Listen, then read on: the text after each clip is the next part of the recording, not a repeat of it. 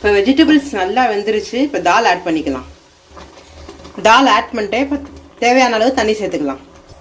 இப்போ சாம்பார் நல்லா கொதிச்சிருச்சு. இப்போ நம்ம அரைச்சி வச்சுருந்த மசாலாவை சேர்த்துக்கலாம். அரைச்சி வச்சுருந்த மசாலா சேர்த்துட்டு இப்போ நல்லா கிளறி விடலாம்.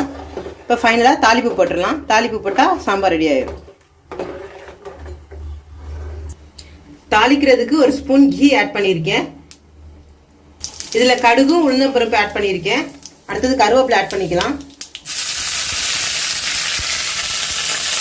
நெக்ஸ்ட்டு சின்ன வெங்காயம் ஆட் பண்ணியிருக்கேன். இப்போ நல்லா வதங்கிடுச்சு. இப்போ இதை ஆட் பண்ணிக்கலாம். இப்போ தாளிப்பு ஆட் பண்ணிட்டேன். இப்போ ஆஃப் பண்ணிடலாம் கொஞ்சம் நேரத்தில். ஃபைனலாக கொத்தமல்லி தழை தூவிக்கலாம். அவ்வளோதாங்க, சாம்பார் ரெடி. இட்லி வித் சாம்பார் ரெடிங்க. இந்த சாம்பாரை உங்கள் வீட்டில் ட்ரை பண்ணி பாருங்கள்.